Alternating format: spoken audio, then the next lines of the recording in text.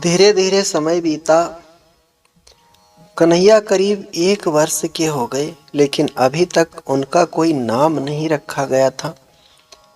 बगैर नाम के ही गाड़ी चल रही थी। यशोदा मैया ने अपनी तरफ से एक नाम जरूर दे दिया था, कनुआ। वसुदेव जी महाराज को बड़ी चिंता हो रही थी कि मेरे दोनों बच्चे बड़े हो रहे हैं, अभी तक उनका नामकरण संस्कार नहीं हुआ है। एक दिन वसुदेव जी मथुरा में यदुवंशियों के आचार्य गर्गाचार्य जी महाराज के आश्रम पर पधारे। गर्गाचार्य जी से प्रार्थना की, महाराज आपको तो पता है कि मेरे 2 बच्चे गोकुल में बड़े हो रहे हैं। एक तो सर्वविदित है कि मेरा है, और महाराज आपको यह भी पता है कि दूसरा वाला भी मेरा ही है। मैं चाहता हूं कि आप जाकर उनका नामकरण संस्कार करें, लेकिन किसी को पता ना चले। अगर पता चल गया तो कंस कुछ उपद्रव करेगा।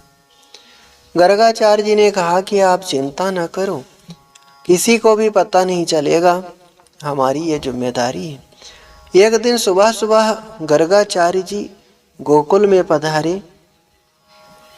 नंद बाबा ने जैसे ही द्वार खोला, सामने गर्गाचार्य जी महाराज को देखकर बड़े खुश हुए।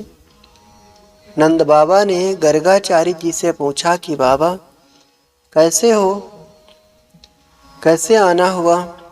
गर्गाचार्य जी ने कहा कि बस ये गांव में किसी बच्चे का नामकरण होना है, वहां जा रहे थे तो मैंने सोचा कि आपका भी दर्शन करता चलूं। नंद बाबा ने कहा, ओ महाराज आपने अच्छी याद दिलाई, मेरे घर में भी 2 लाला हैं, अभी बगैर नाम की गाड़ी चल रही है। महाराज अब आप आए हो तो उनका भी नामकरण कर दीजिए। गर्गाचार्य जी ने कहा कि वो तो मैं कर दूंगा, लेकिन एक समस्या है। आप जानते हैं कि मैं यदुवंशियों का आचार्य हूं, सारी दुनिया को पता है। यदूनाम अहम आचार्यः ख्यातश्चा भुवि सर्वतः। यदूनाम अहम आचार्यः ख्यातश्चा भुवि सर्वतः। सुतं मया संस्कृतं ते मन्यते देवकी सुतम। नंद जी, कंस को तो पहले से ही शंका है, और यदि मैंने आपके बच्चों का नामकरण कर दिया तो उसकी शंका यकीन में बदल जाएगी।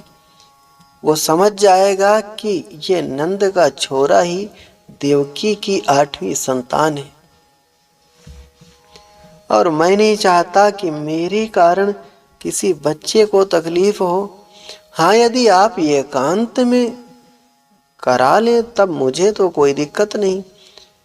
नंद बाबा ने कहा कि महाराज यदि हम गौशाला में ले चले तो। गर्गाचार्य जी ने कहा, हाँ वहां ठीक रहेगा।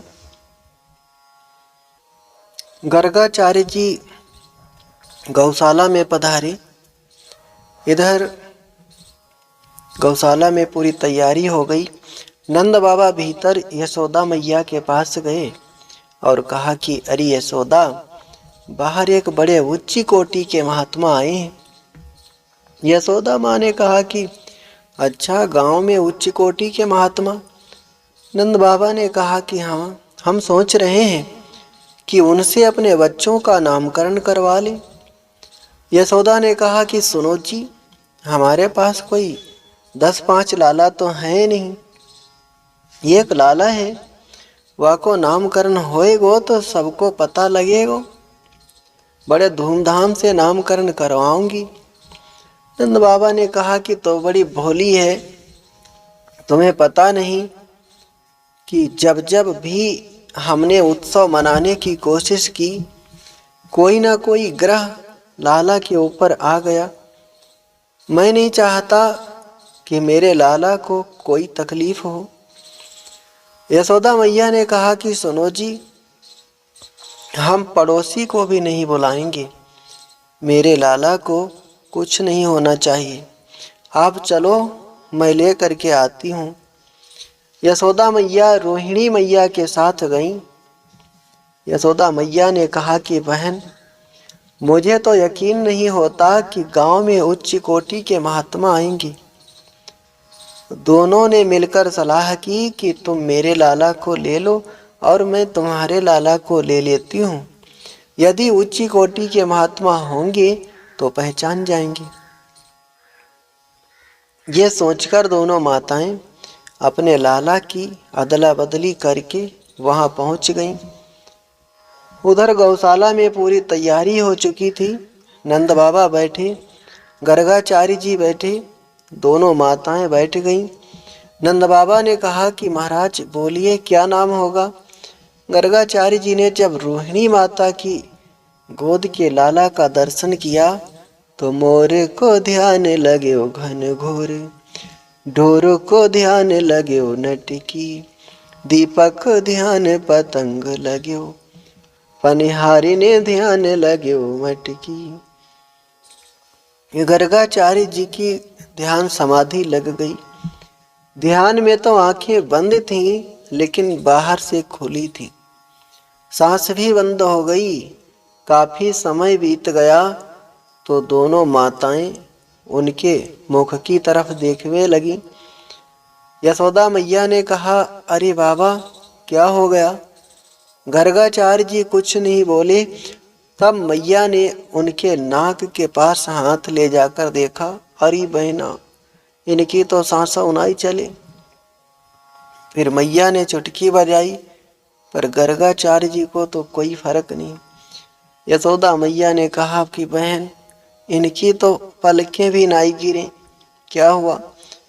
रोहिणी मैया ने कहा कि मुझे तो लगता है कि बाबा परलोक पधार गए। यशोदा मैया ने कहा, बाबा तुझे पधारना ही था तो बाहर जाकर पधारते, तुझे मेरा ही घर मिला था, कलंक लगाई बे को। ये तो इन्हें अच्छे ज्योतिषी मिले, आते ही पधार गए। मैया ने गर्गाचार्य जी का हाथ पकड़कर जोर से हिलाया, ओ बाबा ठीक तो हो। तब समाधि भंग हो गई। यशोदा मैया ने कहा, ठीक तो हो महाराज। गर्गाचार्य जी ने कहा कि मुझे क्या हुआ, मैं तो बिल्कुल ठीक हूँ। यशोदा मैया ने कहा कि महाराज, आपकी तो आंखें खुली की खुली रह गई थी, हम तो डर ही गई थी।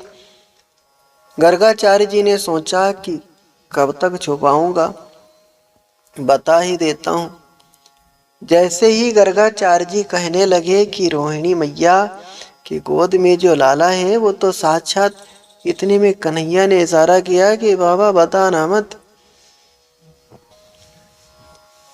कन्हैया ने सोचा कि अभी तो मैया अपना बेटा मानकर माखन मिश्री खिलाती है, कहीं भगवान समझ लिया तो भगवान की पूजा कैसे होती है ये तो आप लोग जानते ही हो। नहीं नहीं, मुझे भगवान नहीं बनना है, इसलिए इशारा कर दिया। गर्गाचार्य जी समझ गए। कहा, यह साक्षात गुणों की खान है, गुणों का भंडार है। नंद बाबा ने कहा, महाराज अब कृपा करके इनका नामकरण कर दीजिए। गर्गाचार्य जी ने देखा और मुस्कुराए कि अच्छा, माताओं ने चालाकी की है, दोनों पुत्रों को आपस में बदल लिया है। कहा कि नंद बाबा सुनो, ये जो यशोदा की गोद में बालक है, यह यशोदा का नहीं है। अयम ही रोहिणी पुत्रो रमयन सुहृदो गुणैः, आख्यासे तेराम इति बलाधिक्याद बलम विदुः, अयम ही रोहिणी पुत्रो। जैसे ही बताया ये रोहिणी का पुत्र है, माताओं ने एक दूसरे की तरफ देखा और सोचा कि लगता तो चमत्कारी बाबा है। गर्गाचार्य जी ने कहा, ये रोहिणी का पुत्र है। वैसे तो इनका नाम है राम, लेकिन बल की अधिकता के कारण लोग इन्हें बलराम कहा करेंगे। हल मूसल धारण करेंगे, इसलिए एक नाम हलधर भी होगा। संकर्षण के माध्यम से एक माँ के गर्भ से दूसरे माँ के गर्भ में लाए गए हैं, इसलिए एक नाम संकर्षण भी होगा। बोलिए बलराम जी महाराज की जय। और अब बारी है छोटे वाले लाला की। बहुने संत नामानि रूपानि चासु तस्य ते, रूपानि चासु तस्य ते, गुण कर्मानुरूपाणि तान्यहं वेदनो जनः। गर्गाचार्य जी ने कहा, बाबा ये जो रोहिणी की गोद में लाला है, इसका नाम मैं क्या रखूं? इनको देखकर तो मैं अपना नाम भी भूल जाता हूँ। इनके कई कई नाम पहले से ही हैं। उन नामों में जो सबसे प्यारा नाम है वो मैं आपको बताता हूँ। मैं कोई पहली बार इनका नाम नहीं रख रहा हूँ। हर युग में इनका नाम होता है और अलग अलग युग में इनका अलग अलग वर्ण होता है। अब की बार इनका वर्ण है कृष्ण, तो इनका नाम होगा श्री कृष्ण। भाव और प्यार से जय जयकार कीजिए। बोलिए बाल कृष्ण लाल की जय। ये तुम्हारा बेटा भी है और कभी वसुदेव का भी बेटा बन चुका है, इसलिए जानने वाले इसको वासुदेव भी कहेंगे। और गुणों का तो मैं क्या वर्णन करूं। गुणों में तो तुम्हारा पुत्र साक्षात नारायण के समान है। मैया ने कहा, बस बस महाराज, मेरे लाला को नजर मत लगाए दियो। कभी भगवान बताए रहे हो है, कभी गुणों का धाम बताए रहे हो। मेरा लाला तो बहुत छोटा है। इस तरह कन्हैया का नामकरण हुआ, लेकिन ये तो ईमानदारी वाले नाम हैं। कृष्ण ये नाम ईमानदारी का है, बाकी तो बहुत सारे नाम हैं। रणछोड़, चितचोर, माखन चोर, चीर चोर। आज गर्गाचार्य जी महाराज ने नामकरण किया। नंद बाबा ने गर्गाचार्य जी को दक्षिणा दी। वो दक्षिणा वही ब्राह्मणों में बांटकर गर्गाचार्य जी विदा हुए। धीरे धीरे भगवान बड़े होने लगे। भागवतकार वर्णन कर रहे हैं, एक दिन सुबह सुबह का समय था। मैया ने लाला को स्नान कराया, पीली पीताम्बरी पहनाई, कमर में करधनी पहनाई, गले में माला पहनाई, सिर पर मोर मुकुट लगाया, हाथों में कंगन पहनाए, पाँव में पैजनी पहनाई, आँखों में काजल लगाया और काला टीका लगा दिया ताकि नजर न लग जाए। श्रृंगार करके मैया ने लाला को पालने में लिटाया। कन्हैया सोने का नाटक करने लगे। मैया ने सोचा कि लाला को शायद नींद आ रही है, इसलिए मैया पालना झुलाने लगी।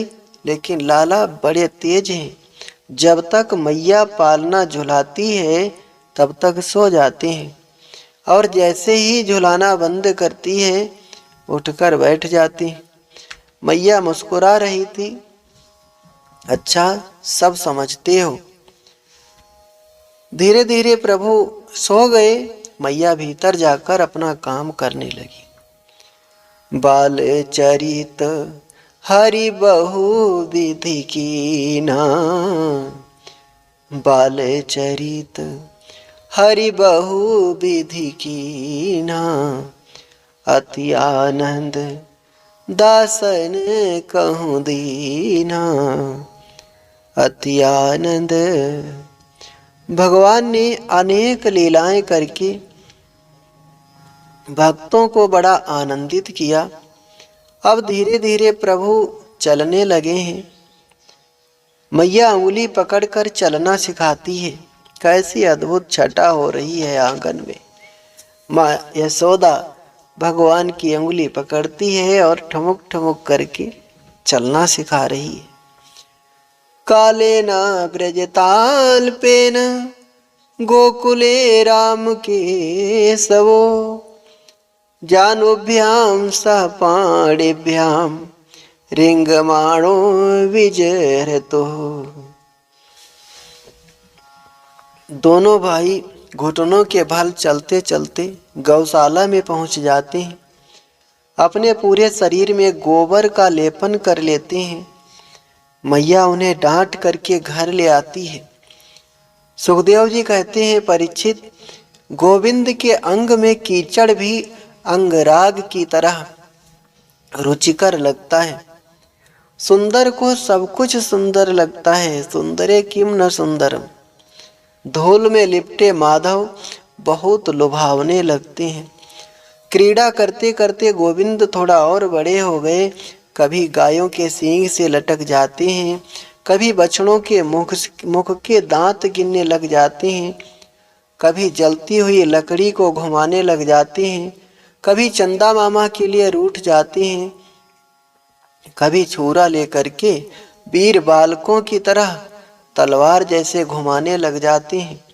ये सब क्रीड़ा करते करते भगवान अब अपने आंगन की देहली के बाहर भी दौड़ने लगे। गोपियां उनकी एक छटा पानी के लिए लालायित रहती हैं। एक दिन प्रभु खेलते खेलते यमुना के किनारे पहुंच गए। वहां बहुत से ग्वाल बाल प्रभु के मित्र बन गए। कन्हैया की नजर पड़ी कि एक बड़ा ही दुबला पतला छोरा है। कन्हैया ने बुलाया, इधर आओ। कौन हो, क्या नाम है तुम्हारा? वो बोला, जी मेरा नाम तो मनसुखा है। कन्हैया ताली बजाकर खूब हंसे। तनसुखा और नाम मनसुखा। कन्हैया ने कहा कि तुम्हारी मैया तुमको मक्खन नहीं देती है? बोला कि मक्खन कहाँ से दे, लाला घर में होता ही नहीं, घर में गाय तो है नहीं, मक्खन कहाँ से मिले? कन्हैया ने कहा, अच्छा तुम्हारे घर में नहीं है तो पड़ोसी के घर से खाया करो, लेकिन खाओ। मनसुखा बोला कि पड़ोसी के घर कैसे खाऊं? पड़ोसी ऐसे थोड़ी ना देते हैं लाला, काम करना पड़ता है, और मैं तो वैसे ही दुबला पतला हूँ। कन्हैया ने कहा, अच्छा नहीं देते हैं तो चुरा कर खाया करो, पर खाया करो, मोटे हो जाओ। मनसुखा बोला, वाह बड़ी अच्छी शिक्षा दे रहे हो। पकड़ा गया तो इतनी पिटाई होगी कि मेरा तो काम हो जाएगा। नहीं नहीं, मैं चोरी नहीं करने वाला। कन्हैया ने कहा, ठीक है तू चोरी नहीं करेगा तो मैं करूँगा, लेकिन तुझे मोटा करके रहूँगा। ऐसे दुबले पतले अच्छे नहीं लगते। कन्हैया ने सबकी खातिर एक मंडल बनाया, नाम रखा चोर विद्या प्रचार मंडल। कन्हैया ने कहा, सुनो, हम उसी के घर चोरी करने जाएंगे जो सामने से निमंत्रण देगी। ग्वालों ने कहा, लाला निमंत्रण देगी तो सारी व्यवस्थाएं भी करके रखेगी। कन्हैया ने कहा, तुम सब चिंता मत करो, हम हैं ना चोरों के सरदार। और फिर तो महाराज ऐसी माखन लीला हुई है, सारे ब्रज में धूम मचा दी कन्हैया ने। भगवान रोज एक दो घरों की मटकी फोड़ते हैं, लेकिन जिस गोपी के घर नहीं जाते हैं वो गोपी बड़ी परेशान हो जाती है। शाम के समय सारी मटकी खुद ही फोड़ देती है। जब सास नाराज होती है तो कहती है कि माँ जी आप रुकिए, मैं यशोदा जी से शिकायत करके आती हूँ। इस प्रकार रोज अनेकों गोपियां कोई ना कोई उलाहना लेकर नंद जी के घर पहुंच जाती हैं। सुखदेव जी बड़ा प्यारा वर्णन करते हैं। वत्सान मुंचन कोचित समये क्रोश संजात हासः स्तेयं स्वाद व्यथ्यत दधिपयः कल्पिते स्तेय योगे। वत्सान मुंचन क्वचित समये क्रोश संजात हासः स्तेयं स्वाद व्यथ्यत दधिपयः कल्पिते स्तेय योगे। मर्कान् भोच्छयन विभजति सचिन्नाति भाण्डं भिनत्ति द्रव्यालाभे सग्रह कुपितो यात्युपक्रोशितो कान। एक बार सभी गोपियां इकट्ठी होकर नंद बाबा के घर यशोदा मैया के पास उलाहना लेकर पहुंच गईं। कहा, अरे ओ यशोदा, तेरा लाला बड़ा नटखट है। मैया ने कहा, क्यों, क्या हुआ, क्या किया मेरे लाला ने? कन्हैया पालने में सो रहे थे। गोपियों की आवाज सुनी तो जग गए। जगकर सब सुनने लगे। गोपियों ने कहा, तुम्हारा लाला बछड़ों को खोल देता है। मैया ने कहा कि अच्छा है, दूध पर पहला हक उन्हीं का होता है। गोपियों ने कहा, ठीक है, लेकिन बाद में जो बच जाता है उस दूध से हम मक्खन बनाती हैं, तो उसे भी चुरा के खा जाता है। मैया ने कहा कि मेरे घर में मक्खन की कोई कमी है क्या जो तुम्हारे घर से चोरी करके खाएगा? गोपियों ने कहा, चलो कोई बात नहीं, यह स्वयं खा ले, लेकिन साथ में बंदरों को भी खिलाता है, वो भी हम सहन कर लिए, लेकिन हमारी मटकी क्यों फोड़ जाता है, वो तो छोड़ दिया करे। मैया ने कहा कि तुम अपनी मटकी ऊपर टांग दिया करो। गोपियों ने कहा, वो भी करके देख लिया। अपने बाल सखाओं की इसने टोली बना रखी है। जब चोरी करने जाता है तो सबसे नीचे मोटे वाले को खड़ा करता है, उसके ऊपर दूसरा, फिर तीसरा, और सबके ऊपर ये अध्यक्ष महोदय खड़े होते हैं। फिर खाना प्रारंभ करते हैं। मैया ने लाला को आवाज दी, अरे वो कनुआ। श्रीमान जी सोने का नाटक करने लगे।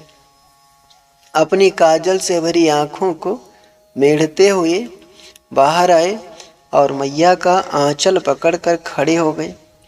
मैया ने कहा, लाला, ये कह रही है कि तू इन्हें तंग कर रहे हैं, क्या ये सच कह रही है?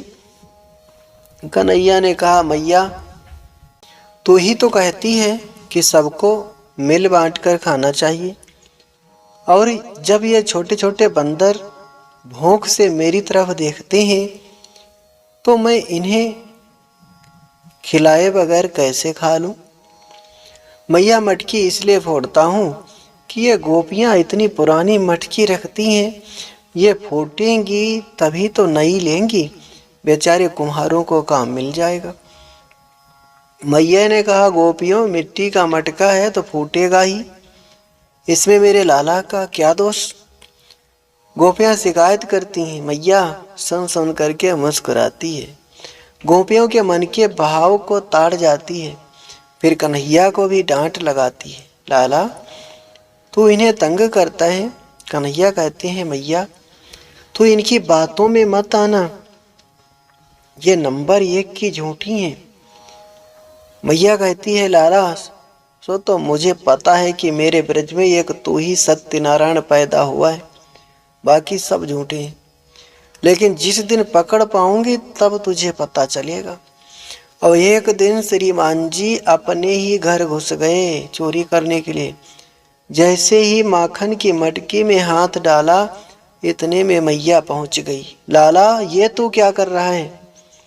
कन्हैया बोले, मैया, मक्खन में बहुत सारी चींटियां घुस गई थी, तो चींटियों को निकाल रहा हूं। ऐसे बहाना बना करके भाज गए। एक दिन कन्हैया पुनः यमुना तट पर गए। ग्वालों ने कन्हैया से कहा कि ये जो बगल में छोरा खड़ा है, आज इसकी मैया लड्डू बना रही। कन्हैया, लड्डुओं का नाम सुनकर तो हम सबके मुख में पानी आ रहा है, कुछ भी हो लड्डू खाएंगे। कन्हैया ने उस ग्वाले को बुलाया जिसके घर में लड्डू बन रहे थे। कहा, तुम अकेले अकेले खाते हो, अब तुम्हें इसकी सजा मिलेगी, और तुम्हारी सजा यही है कि मैं जा रहा हूं तुम्हारे घर, तुम्हारी मैया के पास, और तुम 10 मिनट बाद पीछे से आना रोते रोते, और जब तक मैं बाहर ना जाऊं तब तक तुम बाहर खड़े खड़े रोते ही रहना। और सुनो, ठीक से रोना, नहीं तो वापस आकर मैं तुम्हें रुलाऊंगा। सबको समझाकर अंदर चले गए। उस गोपी के पास पहुंचे। गोपी लड्डू बना रही थी। दूर से गोपी ने देख लिया कि चोर आ रहा है। कन्हैया ने जाकर कहा कि भाभी जी प्रणाम। गोपी बोली आओ कन्हैया बैठो। बैठ गए। कन्हैया ने कहा भाभी जी आप बहुत अच्छे लड्डू बनाती हो, मुझे लड्डू बहुत पसंद है। गोपी ने कहा अच्छा पसंद है तो अपनी मैया से कह दो, तुम्हारे घर में भी लड्डू बन जाएंगे। कन्हैया ने कहा नहीं नहीं, तुम्हारे हाथों के अच्छे लगते हैं, तुम अच्छे बनाती हो। इतने में उसका छोरा रोता रोता बाहर आ गया। गोपी ने सुना कि ये तो मेरे छोरे के रोने की आवाज है। जैसे ही बाहर जाने लगी कि फिर ध्यान आया कि चोर तो घर में ही बैठा है।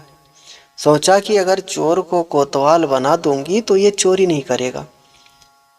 गोपी ने कहा कि लाला मैं बाहर जा रही हूँ, तुम मेरे घर की रखवाली करना। और वो गोपी बाहर चली गई। उसके जाते ही कन्हैया ने बांसुरी बजाई। सब ग्वाल वाल पीछे के दरवाजे से भीतर आ गए और पूरे लड्डू साफ कर दिए। कन्हैया ने 4 लड्डू बचाकर अपनी जेब में रखे, क्यों वो बाहर रो रहा है, उसे भी तो देना है। कन्हैया ने जैसे ही बाहर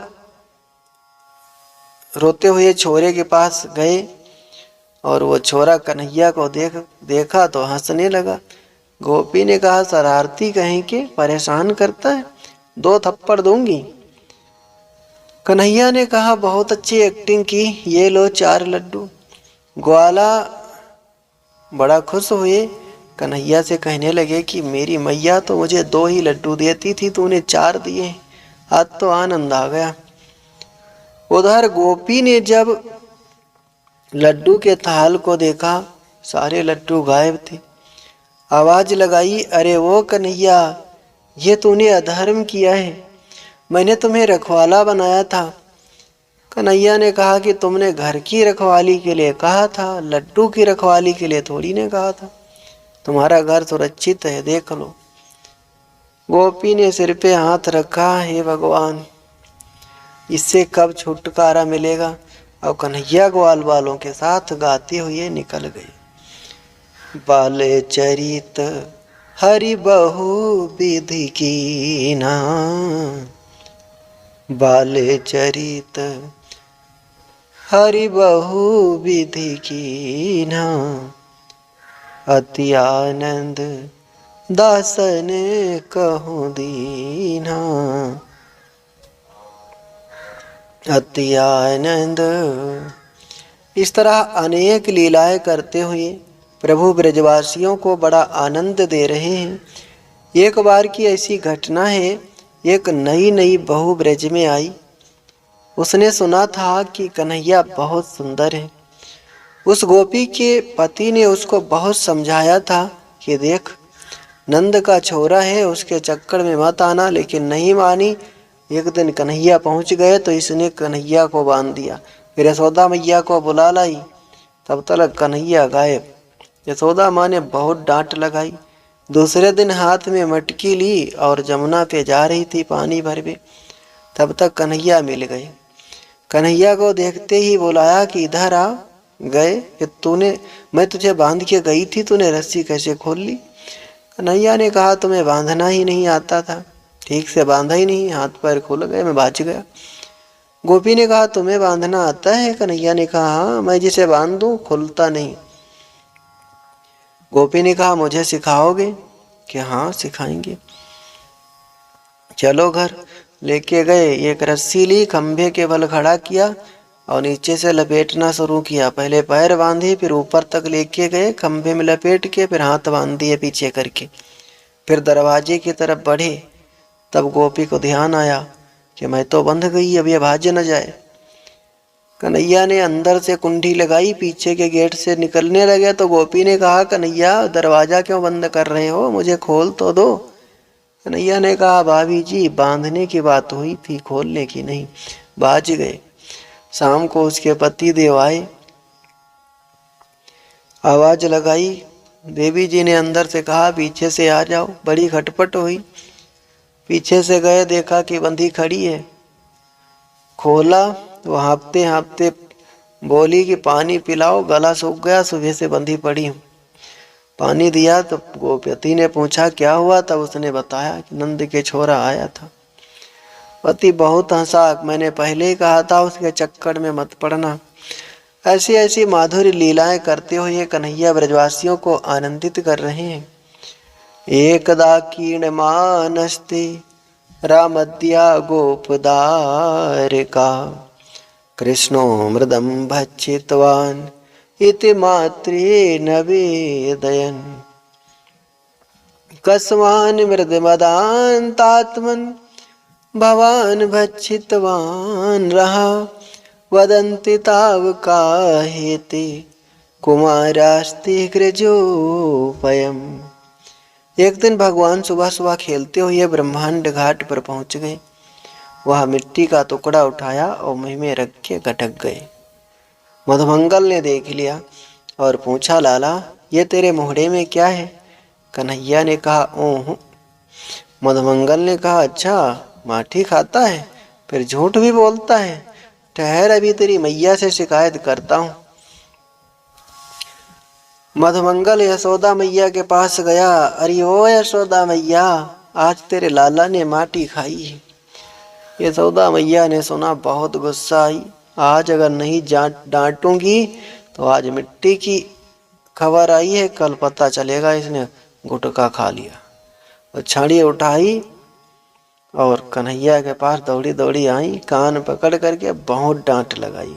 कस्मान मृद मदान तात्मन भवान भक्षितवान रहा वदंति तावका हेते कुमार रास्ते गरजो वयम। क्यों रे कनुआ, तैने माटी खाई?